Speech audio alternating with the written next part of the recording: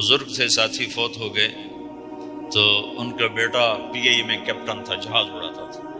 تو انہوں نے کہا بیٹا نماز پڑھ لیا کر. کہا ابا فرصت نہیں ملتی، بہت کام ہوتا. کہا اچھا چلو نماز کے وقت ایک آدمی کو دعوت دے دیا کر. 5 نمازیں ہیں، 5 دفعہ دعوت دے دیا کر. وہ کہنے لگا میں دعوت دوں؟ خود تو میں پڑھتا نہیں، دوسرے کو کیسے دعوت دوں؟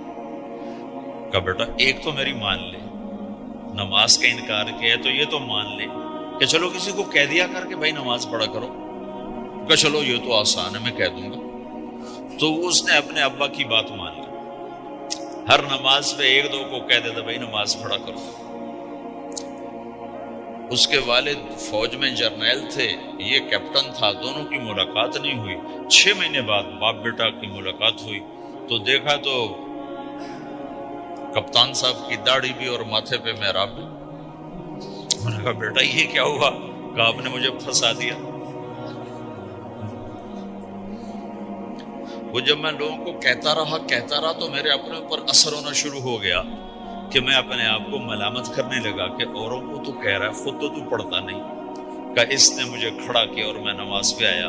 پھر ایک دن شیو کرنے لگا، شیشے میں کھڑا دیکھ رہا تھا تو میں نے کہا جب اللہ کو سجدہ کر رہا ہوں تو چہرے پہ نبی کی سنت بھی ہونی چاہیے. تو میں نے سیفٹی بھی پھینک دی، داڑھی بھی رکھ لی. تو تبلیغ کا کام کرتے رہنا، ہم فرشتے نہیں بن سکتے. ایک دفعہ ایک آدمی نے میرے اوپر بڑی چڑھائی کی، تم تبلیغ والے منافق ہو، کہتے کچھ ہو کرتے کچھ ہو، تمہارے قول اور فعل میں بہت فرق ہے. جب ان کا غصہ اتر گیا تو میں نے ان سے کہا بھائی 100 نمبر تو اللہ نے بھی نہیں مانگے، آپ کیوں مانگتے ہو؟ اللہ نے کہا ہے فمن ثقلت موازینہ، جس کی نیکیاں بڑھ جائیں گی گناہ تھوڑے ہوں گے تو پاس کر دوں گی. تو 100 نمبر تو اللہ نے بھی نہیں کہا کہ ایک گناہ تیرے کھاتے میں نہیں ہونا چاہیے. 100/100 نمبر لے گا تو جنت دوں گا، نہیں تو ریپٹ مار کے جہنم میں ڈالوں گا. تو 100 نمبر تو اللہ بھی نہیں مانگتا. اسے پتا ہے میرا بندہ کمزور ہے، کبھی گناہ کرے گا کبھی نیکی کرے گا. تو وہ کہتا ہے جس کے پاس 51 نیکیاں ہوئیں اور 50 گناہ ہوئے تولوں گا تو 51 جھک جائیں گے نا، 50 معاف. مثال دے رہا ہوں. ہمارے علاقے میں ایک ذمہ دار تھے، وہ ذکر بھی بہت کرتے تھے، گالیاں بھی بہت دیتے. ادھر سبحان اللہ تیرے فلانے، الحمدللہ کے ساتھ ایک پھکڑ تولتے تھے. ساری زندگی وہ ایسا ہی کرتے رہے. جب وہ فوت ہو گئے تو کسی نے ان کو دیکھا تو انہوں نے پوچھا کہ میاں صاحب آپ کے ساتھ کیا ہوا؟ آپ تو گالیاں بہت دیتے تھے. خود انہوں نے پوچھ رہا ہے آپ تو گالیاں بہت دیتے تھے، تو آپ کے ساتھ کیا ہوا؟ کہ اللہ تعالیٰ نے میرے ذکر اور میری گالیوں کو تولا تو میرا ذکر بڑھ گیا تو میری بخشش ہو گئی. اللہ نے بھی کاؤنٹنگ رکھی ہے، پرفیکشن مانگی ہی نہیں. اگر اللہ پرفیکشن مانگتا تو پھر آپ کہتے تم کرتے کچھ ہو کہتے کچھ ہو. اگر میں کہتا صحیح ہوں تو ایک نیکی تو کر رہا ہوں، اور کرتا نہیں ہوں تو ایک گناہ کر رہا ہوں. کیا پتا میرا رب میرے کہنے کے طفیل میرے نہ کرنے کو معاف کر دے. بس ایک صورت میں ہے کام خطرناک کہ اگر میں اس کہنے سننے کو اپنی دنیا بنانے کا ذریعہ بنا لوں پھر خطرناک ہے. تأمرون الناس بالبر وتنسون انفسکم وانتم تتلون الکتاب، وہ یہ آیت. لیکن اگر میرے اندر اخلاص ہے تو پھر میں انسان ہوں، کبھی اچھا کروں گا کبھی برا کروں گا، لیکن میرے ذمہ صدا لگانا ہے. تو بھائیو اس تبلیغ کے کام کو کرتے رہنا. اس سے ایمان بنتا ہے، ایمان سے دین وجود میں آتا ہے. دین کے 2 حصے ہیں، ایک عبادات ہے جس میں نماز سب سے اہم ہے. پھیری پہ ہو گھر پہ ہو نماز نہ چھوڑو. رمضان کے روزے ہیں، اللہ پھر رزق زیادہ دے دے، حج کرو، زکوٰۃ دو. لیکن عبادات بڑی محدود ہیں اور اس میں کثرت اللہ نے مطالبہ بھی نہیں کیا، بلکہ اللہ تعالیٰ نے اس میں اعتدال ہی کو پسند فرمایا ہے. اللہ تعالیٰ نے ہمارے نبی لمبی لمبی نمازیں پڑھتے تھے تو اللہ تعالیٰ نے روک دیا کہ ما انزلنا علیک القرآن لتشقی، میرے نبی میں نے تمہیں قرآن اس لیے نہیں دیا کہ تو لمبی لمبی نمازیں پڑھ کے تھکتا رہے، درمیانہ چل درمیانہ چل۔ اللہ کے نبی نے تبلیغ میں زیادہ زور دکھایا تو اللہ نے اس پر بھی کہا فلا تذهب نفسك عليهم حسرات، اتنا غم نہ کیا کر کے تو خود ہی ہلاک ہو جائے، مات نہیں، ایسا نہ کر۔ تو عبادات محدود ہیں اور اس میں اعتدال مطلوب ہے۔ سارا دن مصلی پہ بیٹھنا یہ اللہ نہیں دیکھنا چاہتا، اللہ یہ دیکھنا چاہتا ہے کہ تو باہر جا تاکہ میں دیکھوں کہ اب تو کیا کرتا ہے۔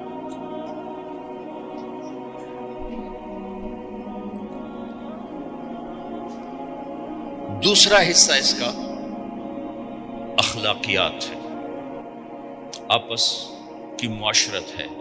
دین جو اثر انداز ہوتا ہے وہ معاشرت سے اثر انداز ہوتا ہے، عبادت سے نہیں،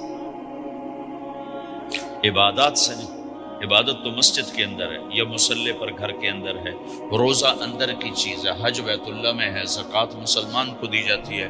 تو دنیا میں دین پھیلنے کے لیے اور اپنوں کو دین کے قریب کرنے کے لیے جو سب سے بڑا عمل ہے وہ بھائیو اچھے اخلاق۔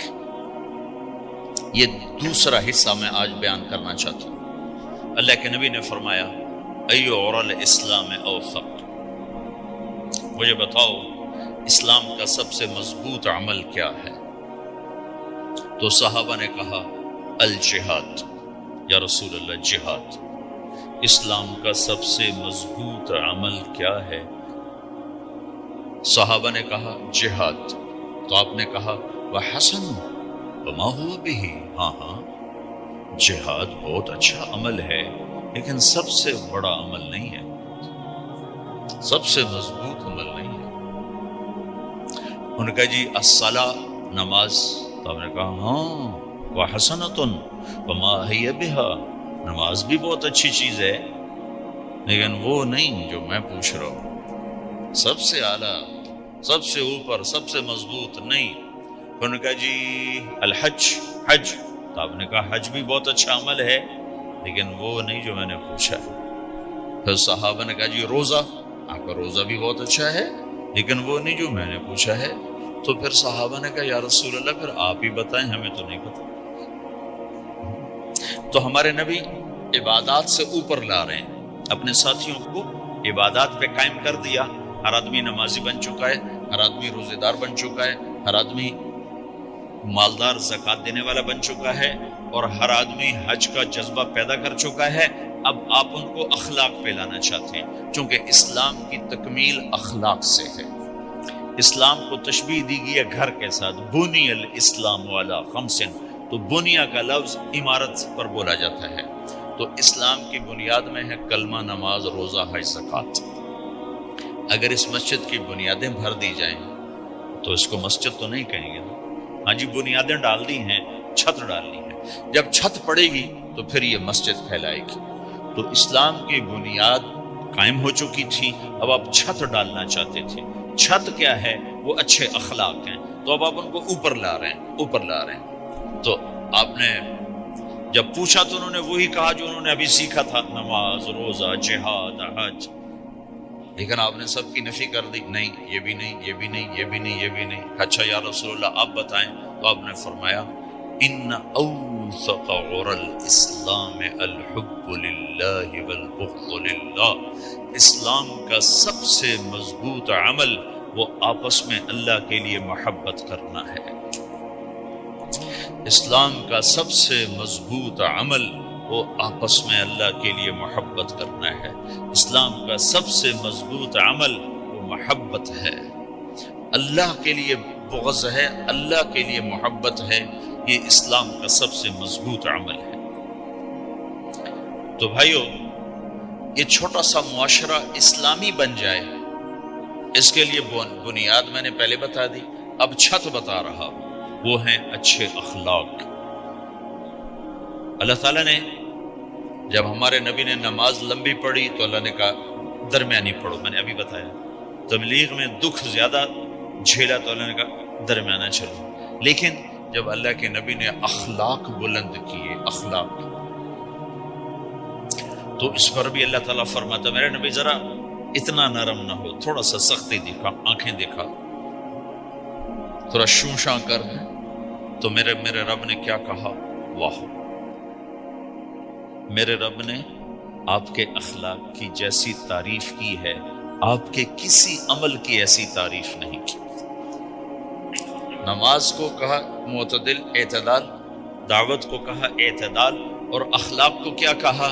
انک لعلی خلق عظیم، اور اس کو طاقت پہنچائی قسم اٹھا کے نون، پھر قسم اٹھائی قلم کی جو علم کا ذریعہ ہے، والقلم وما یسطرون، مجھے قسم ہے قلم اور اس کی تحریر کی، ما انت بنعمت ربک بمجنون وان لک لاجرا غیر ممنون۔ ان دو آیتوں کو چھوڑ کر اگلی جو آیت آ رہی، وانک لعلی خلق عظیم، اے میرے محبوب میں قسم اٹھاتا ہوں قلم اور اس کی تحریر کی، تیرے اخلاق بڑے عالی شان۔ یہ نہیں کہا تیرے اخلاق بڑے عالی ہیں، انک لعلی، علا، علا کا یہاں بہت عظیم الشان کردار ہے۔ علا یہ بتا رہا ہے کہ اے میرے نبی، جتنے اخلاق تصور کیے جا سکتے ہیں وہ سب تیرے تابع ہو چکے ہیں، اور تو ان پہ سوار ہو چکا ہے، تو ان پہ چھا چکا ہے۔ علا چھا جانے کے لیے ہوتا ہے کہ تمام اخلاق تیرے غلام ہو چکے ہیں۔ ایک دفعہ آپ نے فرمایا اچھے اخلاق 360 قسم، 360 قسم، 360 صفات کا مجموعہ اچھے اخلاق۔ کوئی ایک صفت کسی کو مل گئی تو جنت میں چلا جائے گا۔ تو ابو بکر رضی اللہ عنہ سامنے بیٹھے تھے، کہنے لگے یا رسول اللہ افی منہا شیء، ان 360 میں کوئی میرے اندر بھی کچھ ہے؟ تو آپ نے کہا تیرے اندر سارے کا سارا، کوئی کمی کوئی پورے۔ یہ آپ نے اور کسی کو نہیں کہا، صرف آپ نے یہ ابو بکر سے فرمایا کہ ابو بکر تیرے اندر پورے اخلاق 360۔ تو بھائیو، آپس کی محبت اور اچھے اخلاق یہ اسلام کا سب سے چوٹی کا سبق ہے، سب سے اعلیٰ درجے کا سبق ہے۔ اب ایک حدیث میں جو حدیث جبریل کہلاتی ہے، وہ انسانی شکل میں آ کر پوچھتے ہیں یا رسول اللہ اسلام کیا ہے؟ تو آپ کہتے ہیں کلمہ، نماز، روزہ، حج، زکوٰۃ، یہ اسلام۔ یہی سوال اب آخری حج کا موقع آ چکا ہے، اب اسلام 9 سال آگے، 10 سال آگے جا چکا ہے اور اس کی شکل مکمل ہو چکی ہے۔ تو عمر بن عبسہ رضی اللہ تعالیٰ عنہ یہ آخری حج کے موقع پر آپ سے ملتے ہیں اور آ کر یا آپ سے پوچھتے ہیں یا رسول اللہ مل اسلام؟ سوال ایک ہے، مل اسلام؟ شروع میں مدینے کے داخلے کے شروع میں جبریل انسانی شکل میں آتے ہیں اور کہتے ہیں مل اسلام، اسلام کیا ہے؟ تو آپ کہتے ہیں کلمہ، نماز، روزہ، حج، زکوٰۃ۔ اب یہی سوال 10 سال کے بعد یا 9 سال کے بعد عمر بن عبسہ کہتے ہیں یا رسول اللہ مل اسلام، اسلام کیا ہے؟ تو اب جواب سنو، آپ نے فرمایا اطعام الطعام وطیب الکلام، میٹھا بول بولنا اور کھانا کھلانا۔ کسی سے میٹھا بول بولنا کتنا عظیم ہے میرے نبی کی، میرے اللہ کی بارگاہ میں، کہ آپ نے فرمایا ابتسامک فی وجہ اخیک صدقہ، تو اگر کسی مسلمان کو ہنس کے مل لے تو یہ بھی تیرے لیے صدقے کا ثواب، صدقہ لکھا جائے گا۔ جبریل کہتے ہیں یا رسول اللہ مل ایمان، ایمان کیا ہے؟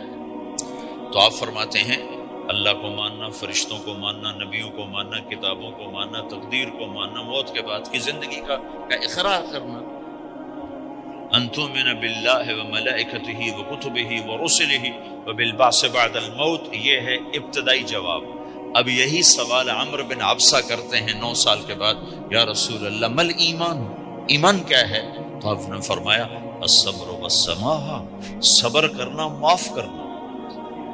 سوال ایک ہے، جواب 2 ہیں، کیوں کہ جگہ اور نوعیت بدل چکی ہے۔ ابتدائے اسلام ہے تو عبادات بتائی جا رہی ہیں، انتہائی اسلام ہے تو اخلاق بتائے جا رہے ہیں کہ اے عمر، ایمان کیا ہے؟ صبر کرنا، معاف کرنا، صبر کرنا، معاف کرنا۔ تو بھائیو، جو ہمارا معاشرہ بنے گا اسلامی، گھر میں باہر، وہ بنے گا اچھا۔